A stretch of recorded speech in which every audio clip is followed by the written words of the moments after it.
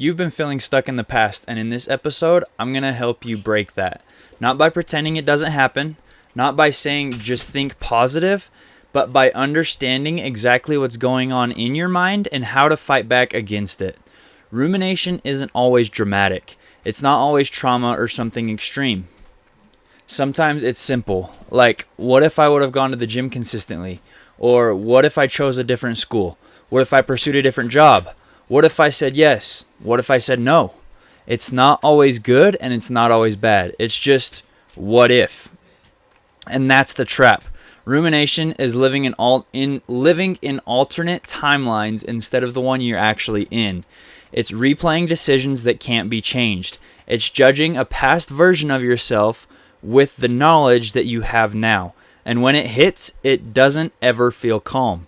Your mind starts racing. Your heart beats faster. You feel tension in your body. You feel anger and you feel frustration. It's human and it's natural. But it's dangerous if you stay there, because there's a difference between reflection and rumination. Reflection moves you forward, while rumination keeps you emotionally stuck. Reflection asks, what can I learn from that? Rumination asks, why wasn't I better? One builds strength and one drains it. And if you don't understand that difference, you'll keep thinking you're being productive when you're really just rehearsing the same things and something that you can't change. The real pain of rumination isn't the actual event, it's the version of you that existed in that moment. When I replay decisions in my own life, the first thing that hits isn't sadness, it's often anger. Like, I should have known better, or I knew that was going to happen, why didn't I do something? And underneath that anger is something deeper. It's disappointment. Not just because of the outcome, but because I didn't take action when I could have and when I should have. Because maybe the action could have saved me some pain. It could have saved me some regret, and it could have changed my direction. But here's the truth that we don't talk about. You're judging a past version of yourself with the awareness that you have now. You're punishing your past self for not knowing the future. Of course you see it clearly now. You've grown, you've learned, you've felt the consequences, and you've had time to think about it. Growth gives you clarity, but if you're not careful, that clarity can turn into self-attack. And that's when rumination really becomes dangerous. Because now it's not reflection, it's punishment and it's anger directed inward towards yourself. And if you stay in that long enough, you don't just review the past, you start weakening your present self. There's another layer to it too. Sometimes rumination protects your own pride. If you keep replaying something positive, a big moment, an achievement, an opportunity, like maybe it's scoring a game-winning goal, or winning that championship, or getting a promotion at work, or having a great season in high school and football, it keeps that version of you alive in your head. It validates you and it reminds you that you mattered in that moment. But even that can really trap you. We all know somebody that always talks about the good old days or the glory days of how they were the best in high school, maybe in football or in whatever they were doing. But they're living in that past versions of themselves, and everyone recognizes that. Whether it's regret or it's nostalgia, the pattern is all the same. You're attacking or preserving a past identity instead of building your current one. And most people don't realize this. They think that they're thinking through the problem or the memory, but really they've been attacking themselves about it for years, quietly, and the attack drains confidence, it drains clarity, and it drains forward momentum. I guarantee you every single one of us can look back at least one thing in our lives that we think about pretty much on a daily basis that we wonder, what if we would have done this, or what if we would have done this, and I regret that I didn't do this, or maybe I regret that I did do this. And it wears on us over and over again every single day. So here's what rumination really does. It eliminates execution and it eliminates progress. You get so focused on the past that you stop acting in the present. You're replaying what happened yesterday while today is slipping away without you even realizing it. Rumination often makes us hesitate. It makes us second guess, and it closes us off. Instead of stepping forward, you pause, you pull back, and you overanalyze.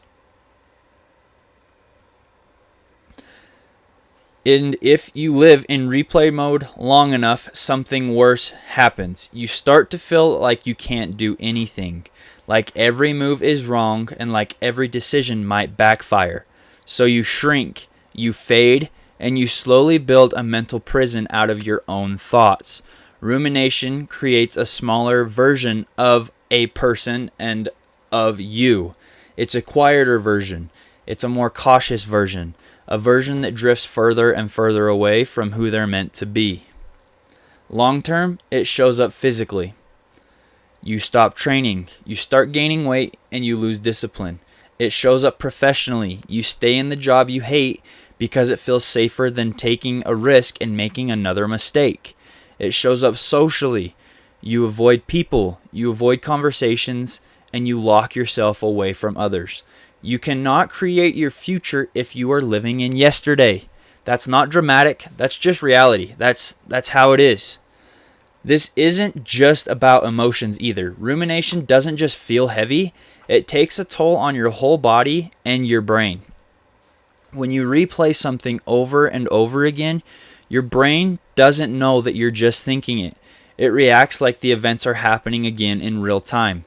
Research in psychology has consistently showed that rumination prolongs negative emotional state and increases the risk of anxiety and depression. It doesn't solve the problems, it actually amplifies it. And studies often show that rumination increases negative thinking, impairs problem solving, reduces confidence, and it delays action. One study separated people into two thinking styles. One group was pushed into why did this happen mindset, which was rumination, and the other group was put into a how do I handle this mindset, which is reflection. And here's the results. The Y group did not improve at solving problems. The How group improved significantly, even among people who were struggling emotionally. It's not about intelligence, it's about thinking style. Rumination asks what if, where reflection asks what now. Rumination relives, reflection integrates. And confidence doesn't come from avoiding mistakes, it comes from knowing I can examine what happened, you extract the lesson, you adjust, and you move forward. Rumination keeps your stress system activated. Reflection activates your executive system. One keeps you in survival mode, the other puts you back in control, and there's a big difference. That isn't the mindset talking, that is the brain wiring. It's crazy to think that something as simple as shifting your mindset from what now to what now from what if. The fact that all it takes is a simple thought process to improve or damage our actual brain wiring it's crazy. We can all think of a situation where we've done that. And for me, I've often found myself in times where I'm struggling with why me? Why is this happening? For example, I'll tell you a story. When I got hurt the first time, I tore my ACL. It was going great. I had already signed for a school. I had a girlfriend. I had a plan lined up for the summer. I knew exactly where I was going. It was my last soccer tournament with my club team and playing with my best friends. And it was the first game. We had warmed up, and the team we were playing was the number one team in the state. We had lost to them twice in a row the 2 previous years in the state championship game in overtime. So there was a very big rivalry there, and this was our year. We all felt it. We all knew it was our last chance, our last hurrah. And it was crazy because out of the 18 kids that were on the team, 15 of them had signed to go play at different schools, different colleges, universities at different levels. And we felt really good. We felt like it was our year. And so the night before, I was out the night before was graduation. So I graduated, and then we had a graduation party, and I wasn't going to go. I was going to go home, get some sleep so that we could leave early to get to the soccer tournament because it was a 4.5 hour drive. And then I played, and I really wanted to go out with a bang in this last tournament. And I was super excited, but I was also struggling with the fact that I didn't know whether to go to this party or not because I wanted to be ready. And after going to dinner after graduation with my parents, my family, my dad finally told me, he's like, look, you only graduate once. So go out there, enjoy this, go spend the night up there. You can come home early and we'll get you up there because you're not going to sleep any better because then you're going to be thinking about missing the party. And so I went up to the party, had a great time, was around close friends, good, basically like family, brothers, people I had grown up with, and it was awesome. But finally at 4 a.m, I decided to pack up. I left, got home, we drove, and I was exhausted. I was beat. But I got up there, slept the whole drive. Once we finally got up there, we got ready to go, went to the field early. I was feeling good, stretching, doing all the things I usually do, and something just felt a little off, and I wasn't sure what it was. I was pretty sure it was just the nerves of it being my last tournament and playing this big team.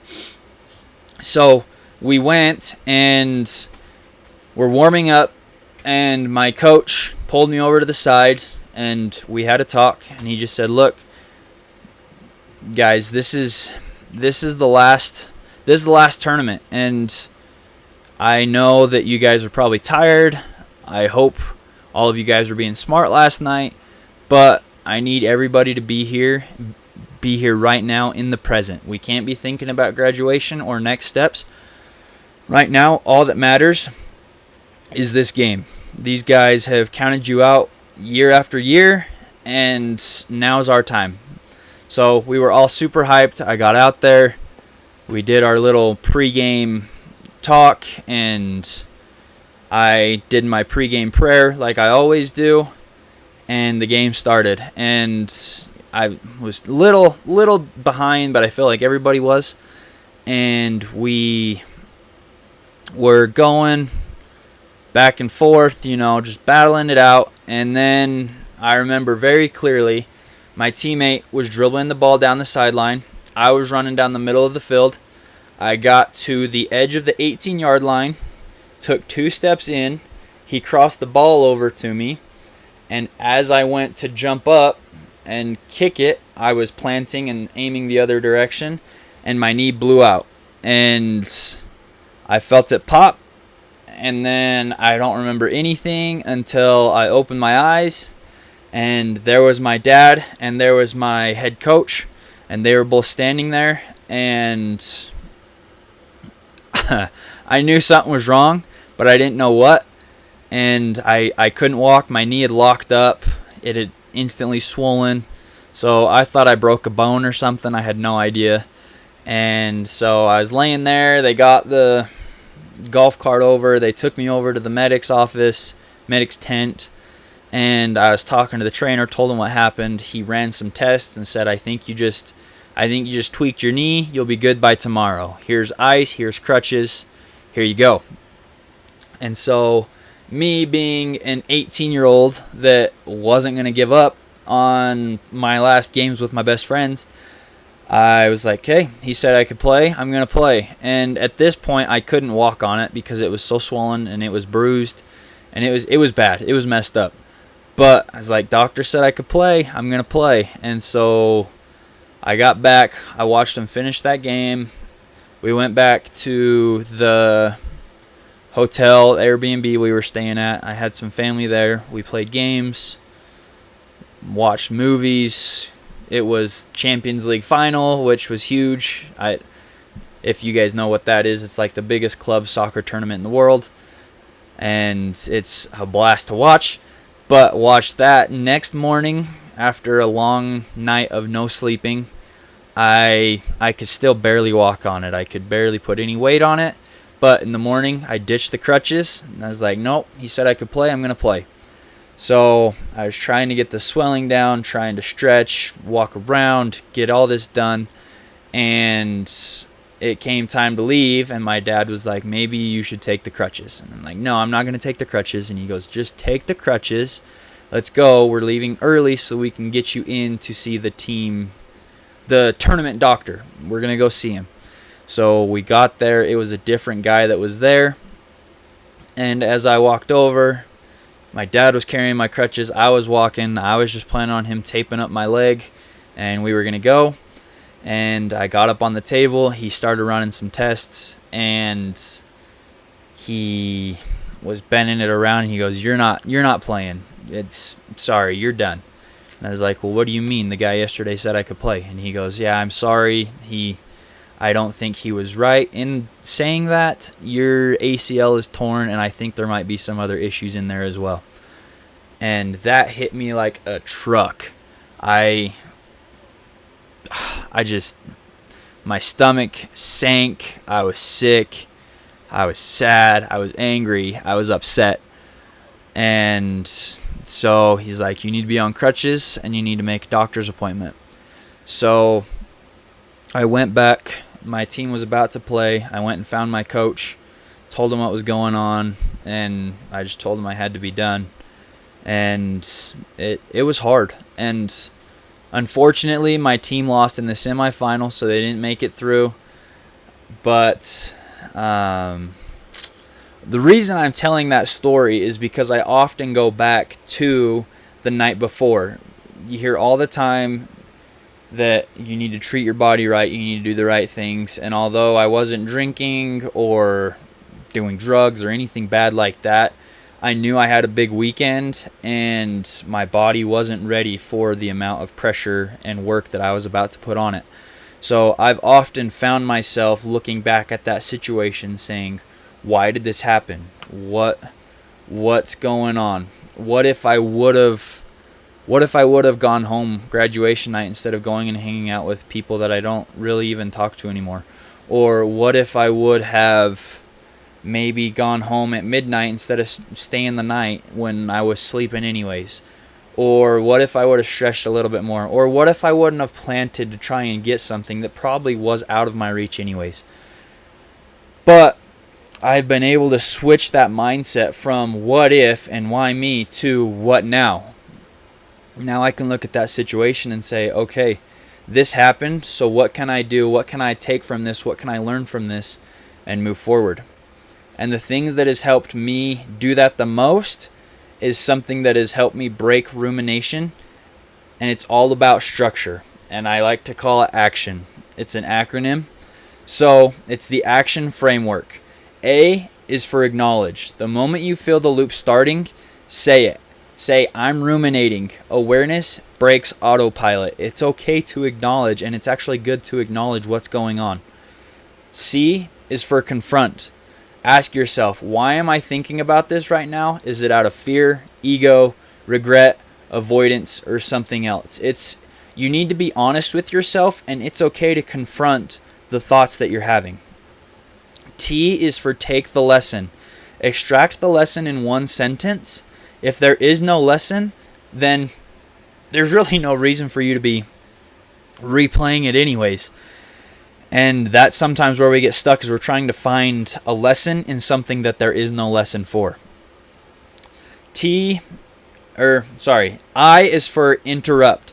Close the file, close the thought down, stand up, move, change your environment, and break the pattern that you're locked in physically.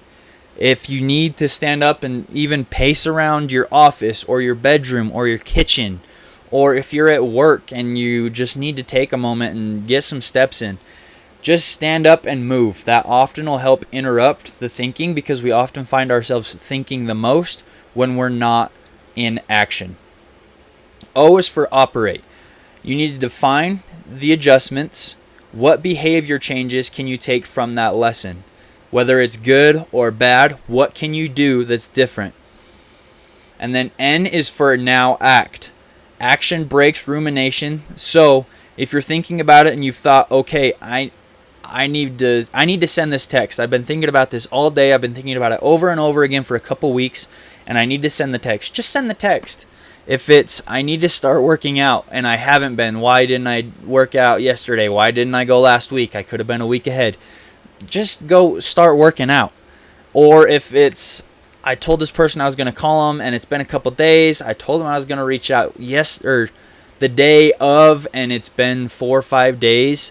It's okay. Just make the call. It's better to make the call and apologize than to completely ignore it and burn a bridge there. And I'll tell you from my own experience, confidence returns through movement and through momentum. So if we can't change the past, what do we actually do with it? Because some of you aren't just replaying small mistakes. Some of you are actually replaying survival. And there is a big difference. And I've done both. So when I was 5 years old, I found myself stuck in a very abusive situation with someone that was very close to me and someone that I considered at the time a very good friend and mentor. And like I said, I found myself in an abusive situation at 5 years old. And it went on for multiple years. And for me, I was very afraid of, at the time, if I told anyone, I would get in trouble. And I believed that by telling people, it was going to make it worse. And I believed that silence was safer than speaking up. And as a 5-year-old, obviously I'm not going to know what's going on. I was trying to survive. And I was just trying to make it through the next day without breaking down, and just, it was rough. As a kid, there's not much you can do besides try to survive and just look forward to when it's done and look forward to tomorrow. And looking back at it, when I list those things out and when I say it now, as an adult, as a 23-year-old man, it sounds irrational, but I wasn't an adult.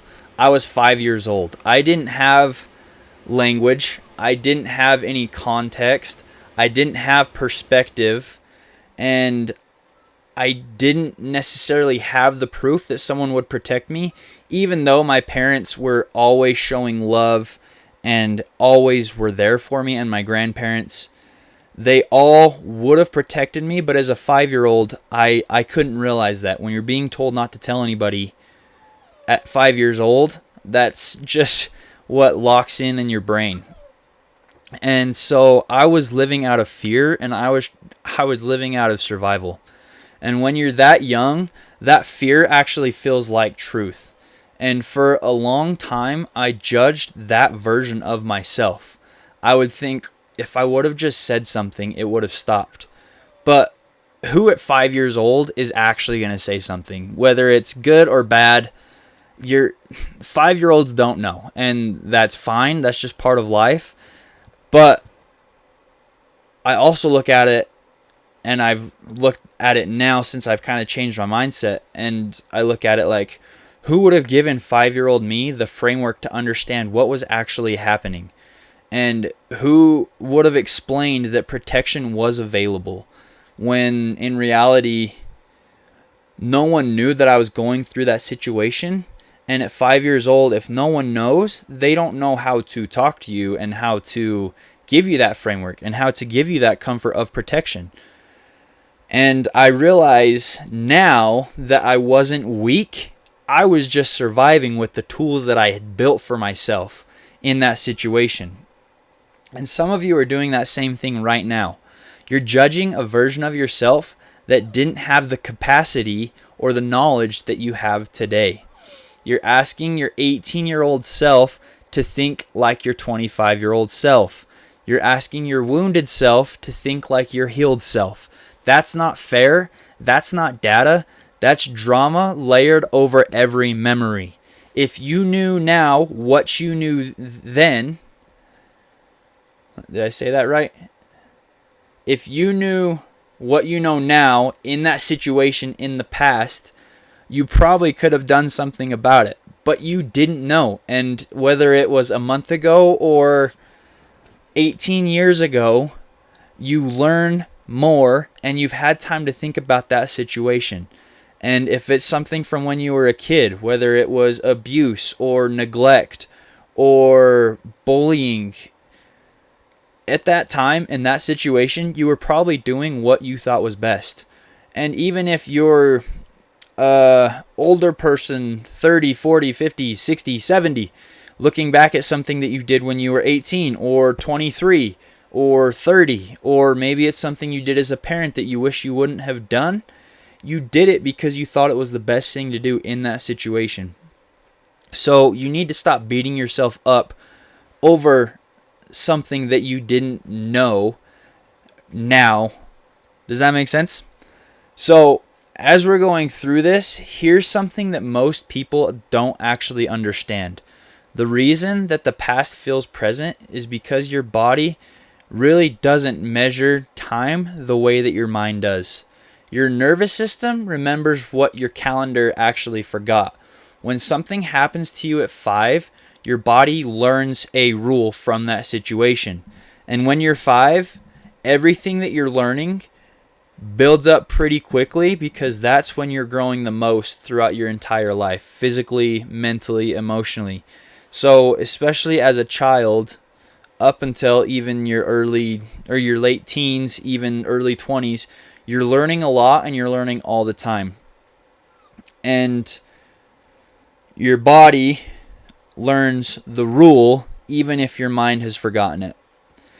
And we may think, for me, it was silence equals safety, or conflict equals danger. Speaking up equals risk. What if somebody doesn't believe me? What if somebody hurts me because of something that I've said?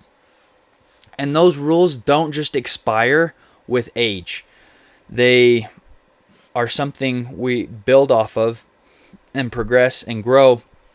And until we can really acknowledge what's going on, we're going to use those rules for our everyday lives. Even if we're not using them, even if we don't acknowledge that we're using them, they're still running quietly in the background. So when tension shows up at 23 or 25 or 45 or 63, your body reacts like you were 5 years old or 10 years old. And your chest tightens up, your stomach drops, you feel small. And it's not because you're weak, it's because that's how you were conditioned and that's how you were trained. And when you understand that, you stop asking what's wrong with me and you start asking what rule did I learn back then? And that question is powerful because most of us are still living by rules we installed in survival mode. Even if you look back at sports, for me, sports was always a getaway for me. And through high school, it became a very huge part of my life. And I was doing sports 24/7, 365 days a year. There was no off switch. And I look back at some of the things I was doing then, and it's like, man, there's no way I could do that now. Like, that's crazy. But it's because I was practicing and I was working and I was conditioning myself. Conditioning is always something that I hated doing, because I am not a big fan of running. I never have been. But small steps every day in training build up and work up really largely. At the time, it was just what I had to do. I had to show up. I had to go to work. I had to go to practice. I had to go out there, especially in the summers when it was conditioning on my own. It was probably not the funnest thing I could have been doing, but I knew I had to do it. And conditioning every day over time builds up to something where all of a sudden your body has adjusted to it and you're taking those rules you learned. Okay, I know I can do this, and now I'm not as tired. So my body has conditioned. So if I keep working, I'm going to keep conditioning myself to a point where I don't need breaks and I can go a full 90 minutes. And I'm going to be able to do these sprints and I'm going to be able to beat that defender and I'm going to be able to score that goal, and then I'm going to be ready to hop right back into it because I'm not going to be gassed after I sprint. And that applies to every part of life. You need to condition your mind just like you would condition your body. I look at it like this. Every painful moment installs some sort of a rule, and most of us never actually audit the rules. The rules I installed back then when I was 5 was very simple. 1, don't create tension. 2, protect other people first. 3, if I stay small and keep quiet, then it'll all work itself over. 4, I need to keep the peace. And those rules made sense to me at 5 years old. But looking back at them now, they really don't make sense to me. I still don't like to create tension, but I understand that there is a time and a place for it. And I still, to this day, one of the main things I pride myself in doing is protecting those that I love. But I also have learned that sometimes the people that I'm trying to protect aren't worth protecting because they're the ones doing the harm. And if they're the ones doing the harm, why would I want to protect them when they're actually harming me? The other rule, stay small and keep quiet, that is the opposite of what I should have done at 5 years old. But I didn't know that. I was just trying to survive. Sometimes, even if you feel like you're shy or this happened to you, so that's just who I am, that's not how it works, especially when it comes to new people. New people have never met you before. So how you present yourself to them can be completely different from who you were yesterday. And that's okay because they don't know any different. And if you are working to become a better version of yourself and they don't like it, is that really someone you want to have in your life anyways?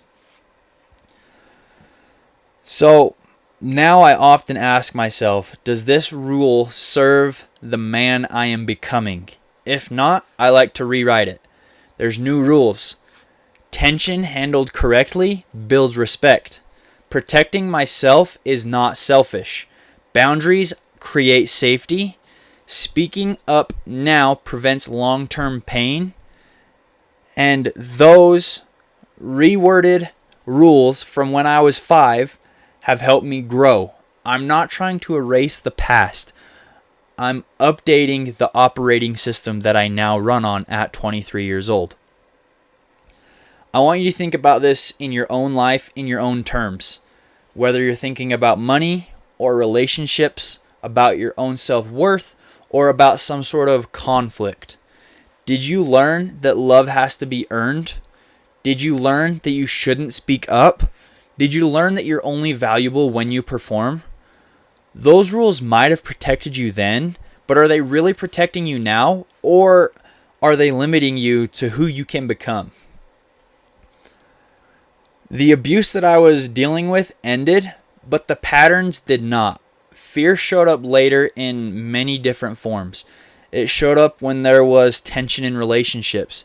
It showed up when I was scared to push people away, even though I didn't really want them there. It showed up when I protected people who shouldn't have been in my circle in the first place, because silence had just become a reflex, and conflict to me felt dangerous even when it really wasn't. And this is where the reframing becomes really powerful, because now I feel that when I feel that tightening in my chest, I don't feel ashamed and I don't try to push it away. I recognize it and I can say, okay, this is what used to happen. And instead of saying, why am I like this? I try to figure out and ask myself, what is this trying to protect? What is going on that I need to realize that is making my body feel this way? And that shift alone has truly changed my life. There was a moment in time when I was younger, and it was when my little brother got involved in this abuse and in this terrible situation. And that's when something inside me truly shifted. Because it's easier to defend someone else than it is to defend yourself. And in that moment, I realized something very clearly. My responsibility was never protecting the person who hurt me. My responsibility now is protecting myself. And there's a difference between shame and responsibility. Shame says I should have known, When responsibility says, I didn't know then what I know now. I'm not responsible for what happened to me at 5 years old, but I am responsible for what I allow to happen to me now. That's not harsh, and that's power. And the pain often will explain those patterns that we have, even if we don't realize it. And it does not excuse them forever. I bet if you guys can look back, there's often a time where something doesn't feel like there's a change that needs to be made until someone else gets involved or is hurt. Whether that be a sibling or a significant other or a child or a friend. Oftentimes we don't step in until we feel like we need to step in for somebody else. But if it's our own health and life and emotions on the line, we just hide and try to push it away until it's over. There was another low point in my life where I felt trapped again. It was a different situation, but it was the exact same pattern. I thought I needed certain people in my life, and I thought leaving that situation and those people would ruin everything. And I thought I was stuck. I was trying to fit in with people that didn't have the same standards as me. They were trying to explore different things. They were doing things that I wasn't proud of. They were saying things that I didn't agree with. But at the time, I thought that I was here and I thought they were up here. And I was going to do anything I could to get from here to here. Because especially as kids and teenagers, we try to fit into certain groups that we set for ourselves, whether it be the cool kids or the athletes or the jocks or anything. There's niches and groups of people that we all want to be a part of, even if we don't really want to be a part of it. We just want to associate ourselves with that. And that's where I was at. And I got to a point where there was bullying and there was different things going on in my life that I was close to a point of ending it all. And I don't mean like just calling it quits and trying to find new people and everything. I was close to ending my life. But I realized in that moment and in that time and situation that I wasn't trapped in that circumstance. I was just afraid of what would happen if I tried to change. And I was ready to end my life so that I didn't have to face what was on the other side of that wall that I was trying to jump over. Oftentimes we find that fear creates invisible cages and perspective opens doors. The situation didn't change overnight, but my perspective did. I realized I wasn't obligated to stay where I was shrinking, and I wasn't obligated to stay with the group of people. It just took me standing up for myself and changing the situation for me to create that freedom. And sometimes that's all freedom is. It's a boundary you are afraid to set. Here's something else I had to confront. Sometimes we hold on to pain because it gives us identity. The one who was hurt, the one who survived, the one who endured. Pain can make you feel significant, but if you're not careful, it becomes your anchor. And if you start filtering every relationship, every opportunity, and every conversation through that, you expect betrayal, you expect abandonment, you expect tension to explode. You recreate these patterns over and over again, even though it's not actually happening. It's all mental, and it's all happening in our brains before anything physical actually happens. So I had to ask myself in those situations, am I healing or am I rehearsing? Am I growing or am I guarding?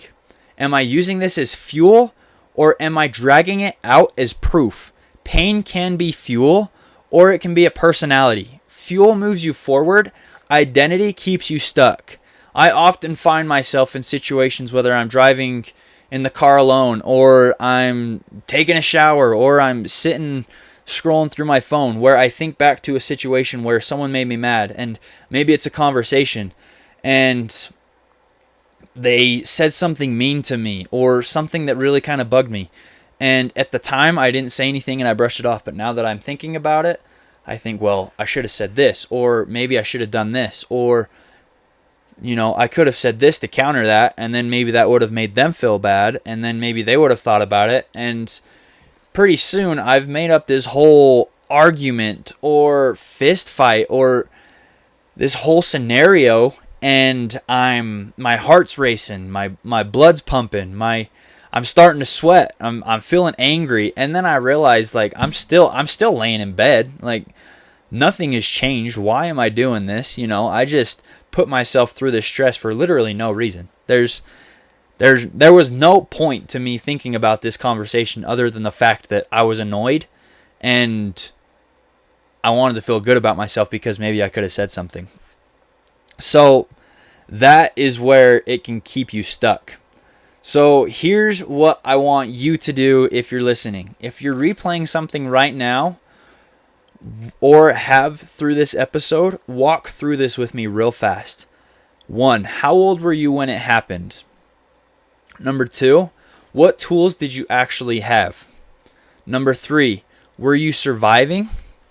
Number 4, what rule did that moment install? Number 5, is that rule still serving you? Number 6, what boundary does this memory justify today? Number 7, what standard does it demand? Number 8, what can I do to keep myself out of that situation? And I don't want you to rush those questions. Let them sit, think about them, pause the video if you have to, write them down for that situation, and really go into detail about everything, because it's going to help you a lot more. And I know it sounds silly, but it's really going to help you either realize, okay, this is something I need to really focus on, or if I didn't find a rule, then why am I focusing on it at all? Because we do often find ourselves looking at things that really get us going, and we ruminate on things that we really shouldn't be, because me saying that thing to that one person at the grocery store didn't help me at all. What was the rule? There was no rule. So why focus on it? And so as we let those sit, I want to really focus on not deleting the past, but graduating from it. Use those things you learned, use the tools, use the rules, and move forward. I don't like to celebrate what happened to me, but I respect what it built. It built awareness, it built boundaries, it built strength. It built a refusal to ever shrink again. I don't like hiding. I don't like being tucked away.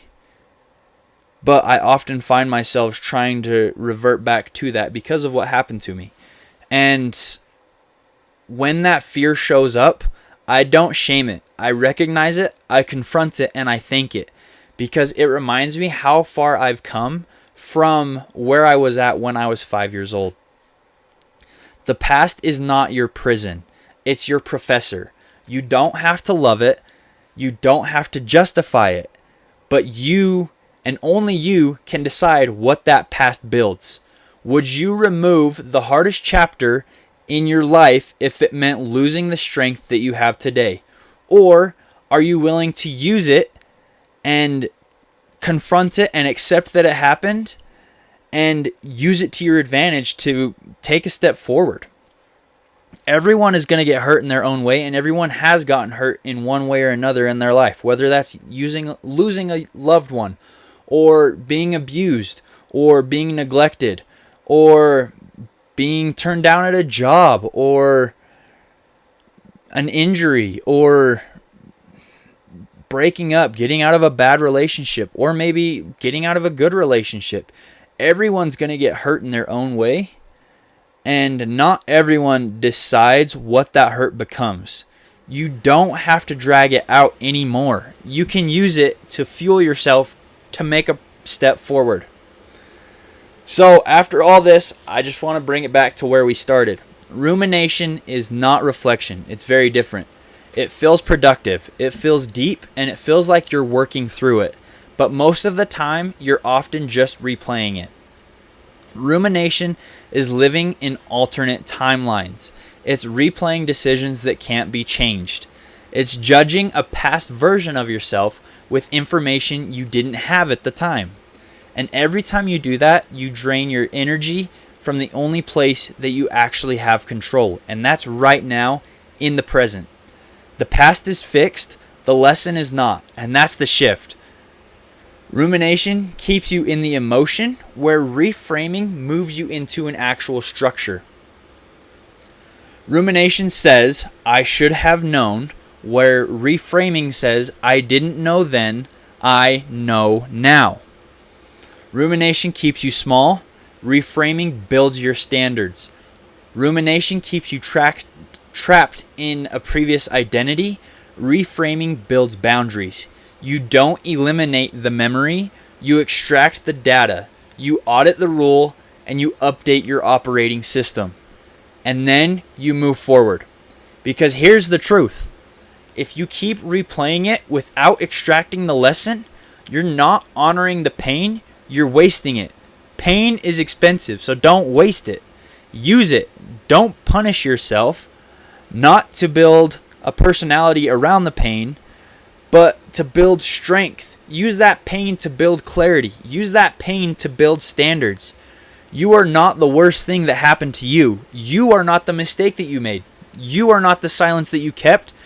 You are the person who decides what the memory becomes. And that decision happens today, not in the past, right now. So stop living in alternate timelines. Stop rehearsing what can't be changed. Extract the lesson, update the rule, raise the standard, and move. After all of this, I don't want you just thinking differently. I want you to act different. Rumination will come back. That's just part of it. There's no hiding from it. You're human. It's going to happen. This isn't about eliminating your thoughts forever. It's about learning how to fight back. Run your problems through the action. Find the adjustment, take the step, because you cannot create your future if you keep living for yesterday. Keep adjusting, keep building, keep moving. And remember, the world does not need the perfect you, it needs the real you still fighting.